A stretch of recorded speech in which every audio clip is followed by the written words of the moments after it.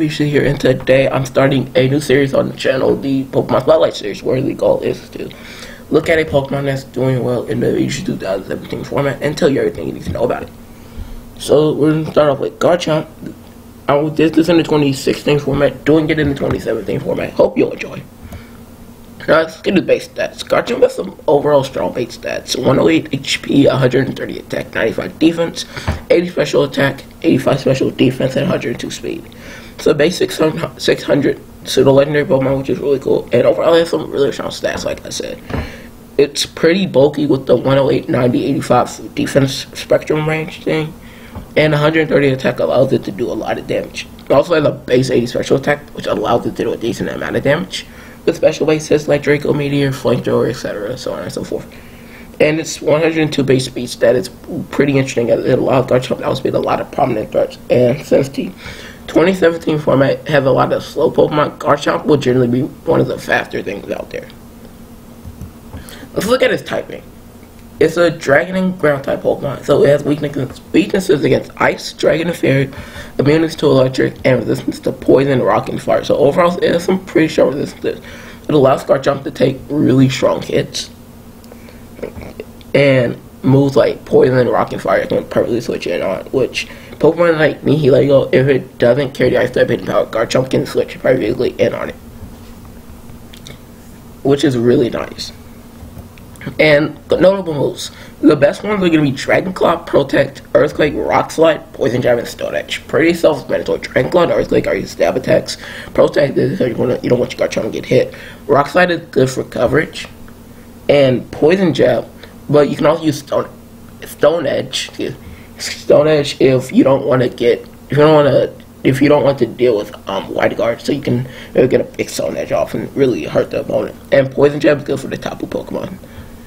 Now, decent options are like Fire Fang, which is good fire coverage, Iron Head, which is good steel coverage, Draco Meteor takes advantage of your 80 base special attack step, Sword Dance allows you to get 2 stages of increased attack in 1 turn, which is really nice, and Roar is really nice as it allows Garchomp to maybe switch out a target that's setting up. Maybe a Ultra Beast has a couple beast boosts and a raw stats that's convenient for you, so you want to roar them out and have them come back in later clean with no stats and get past the substitute, like maybe a Celestial substitute you can get rid of. And then you have Bulldoze and Rock Tomb, which are good speed control options. And Rock Tomb is really cool because, like Stone Edge, it can bypass Wide Guard. Now, it's sample set. This first set's a pretty simple set. It's a Focus Sash Set with 4 HP, max attack, max speed. The ability is Rough Skin, the Jolly Nature with Dragon Claw, Earthquake, Poison Jab, Rock Slide, and Protect. Pretty self-explanatory for the first, second, and 4th slot. The EV Spread allows Garchomp to really get fast outspeeds and take exactly what it needs to do before it goes down, which is why it's not Garchomp really not meant for to stay around long. The EV Spread doesn't really want Garchomp to stay around. It wants it to get off a big strong hit, big strong hitter too if they go down. But it's naturally bulky, so you don't need them. It's too much in defense. And the item Focus Sash is really cool because you're not investing in Garchomp bulk. You might as well just give it a Focus Sash so it can go down after 1 hit. So it can maybe take a hit.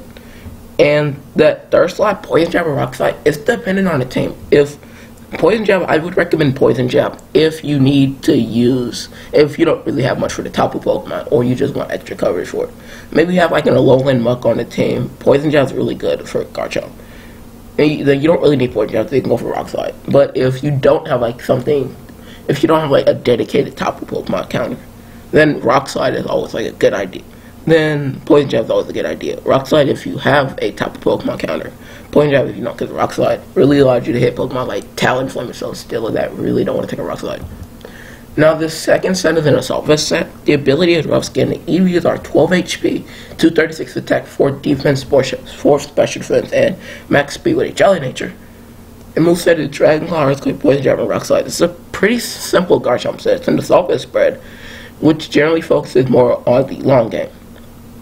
So on the long game of maybe taking an extra hit that a Focus Sash Garchomp like the first sample set wouldn't be able to take. The Jolly Nature also allows Garchomp hit to be out really fast because with a meta populated by elements and things that are really fast, you want a max speed Garchomp because max speed Garchomp will allow this Garchomp to get some really prominent outspeeds. because you don't want it to take a Salmon Draco Meteor. You want it to be able to Dragon Claw Salmon, or it takes a Draco Meteor. For example, Poison Jab and Rock Slide, like the moveset pretty simple. Dragon Claw and Earthquake are your step, and since you can't run Protect, you run Poison Jab and Rock Slide for good neutral coverage against even top Pokemon and some like Celestial. Now, side note, if you change Dragon Claw for Fire Fang, then Garchomp can get really strong coverage against anything in the game, which is something you could consider. Now, items to consider. Now, some items you want to use like your Garchomp. Focus Factor like Garchomp take 2 super effective hits to go down, which is really nice. The Ground DMZ will turn Garchomp Earthquake into a Tectonic Rage to pick up really prominent KOs like on Pokemon that are weak against like Tapu Koko, or get a really massive chunk of damage off real fast. Assault Vessel like Garchomp take hits normally wouldn't be able to take as well. Mainly like Nihilego HP Ice, Tapu Koko HP Ice or Dazzling Gleam, and Tapu Lele Moonblast. And the Draconium Z will turn Dragon Claw into Devastating Strike to knock out that either. It's not as common as the Groundium Z on Garchomp, but it's still something you can consider. Yachi Berry allows Garchomp to take a super effective Ice type attack with easier. It allows it to take either than it could have before. Maybe that's not the best wording, but it allows Garchomp like an Ice type attack, like a Ice type Hidden Power or a Ice Beam or a Blizzard, something like a Ninetales. Choice Scarf allows Garchomp to outspeed and mainly use Rock Slide to flinch the target easier. Because since Garchomp's very fast, give it a Choice Scarf. It'll be one of the fastest things in the game. Almost outspeeding even Farabosa. It may not outspeed. I'm not really sure about that calc, but it'll get close most definitely. Rocky Helmet combos with his Rough Skin ability to severely hurt Pokemon that makes contact with Garchomp. Because Rough Skin and Rocky Helmet, if you make physical contact with Garchomp and it has that, you're losing 25% of your HP. So multi-target physical moves are a nightmare for that set. Or like one of the worst things you can face is that Garchomp set. Lumberry allows Garchomp to shrug off a status condition like Burn. Now some partners for Garchomp. Tapu Koko is Garchomp ground typing allows Tapu Koko to freely use Discharge, which makes it a really prominently to discharge on Rock Slide or stuff like that and pick up real prominent threats. Vikavolt is pretty cool because its Levitate ability allows them to use the Disquake combination to discharge Earthquake, which is really nice and allows it to pick up some really prominent damage on really big things, if that makes sense. Celesteela and Gyarados are interesting because their flying typing allows Garchomp to also use Earthquake. And they can do their own thing while Garchomp does that. Celesteela can set up for the long game with Substitute and Leech Seed. Gyarados can set up for the quick game with the Dragon Dance. Aerodactyl and Pelipper are also flying types, so Garchomp can Earthquake next to them. But they have access to support moves like Wide Guard and Tailwind. You'll see mostly Wide Guard and Tail in the Aerodactyl, but Pelipper gets both, so it's cool. Ornguru's Telepathy ability allows Garchomp to Earthquake and next to it for free, and Ornguru won't take any damage. And it has the instructability to have it repeat its last move, which is really nice. Gigalith can provide a Sandstorm to combo with Garchomp's Sandveil ability to give it increased evasiveness. Kartana and Metagross can help Garchomp handle problematic fairy types, and Lowland Ninetales has the Aurora Veil move to enhance Garchomp's defense capability. Now, how do you want to beat a Garchomp? Tapu Koko's really nice as it has fairy type and ice type attack, mainly ice type hidden power, to damage Garchomp. Although Earthquake is something to watch out for. Alolan Ninetales is naturally faster than Garchomp at base 109 versus a base 102 Garchomp, which allows it to use its super effective stab, ice type, and fairy type attack moves to knock it out easily. And it has the hail to break its focus sash. Gyarados can intimidate Garchomp to weaken its damage output and heavily damage Garchomp with Ice Fang, which is really nice as you can intimidate it to weaken what Garchomp can do, and then go to Ice Fang to pick up that KO easily, as well as set Dragon Dance with ease. Salamence can intimidate a Garchomp to survive Dragon Claw and knock it out with strong Dragon type attacks like its Z move Devastating Drake, powered off with Draco Meteor, or Draco Meteor just in general. Salamence can, Tapu Lele can Moonblast Garchomp to pick it up and survive Poison Jab with ease. Nihilego commonly carries the Ice type in power to Oko Garchomp, but if it's a Sash Set, it'll live it, and Earthquake is a threat. Porygon 2 can survive what Garchomp has to handle and knock it out with Ice Beam with ease. Gastrodon can tank what Garchomp has to offer and slowly take it out with Scald and Toxic, or straight out KO with Ice Beam. Araquanid can handle most of Garchomp moves and take it out with its water type Z move, Hydro Vortex, powered off its liquidation attack, although rock type attacks are something to fear.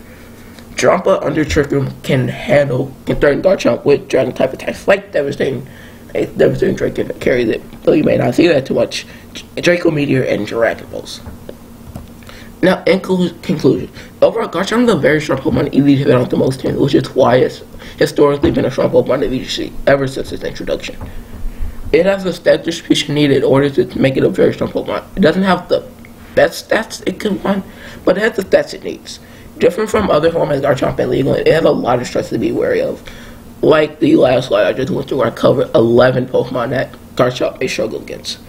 While it doesn't get a lot of moves across the 18 available types, it gets the right moves it needs to. Mainly those ones I showed on the 4th slide, I believe. And I overall hope you enjoyed this and check out the article this was based off in the description below. I'll see you guys next time. Bye.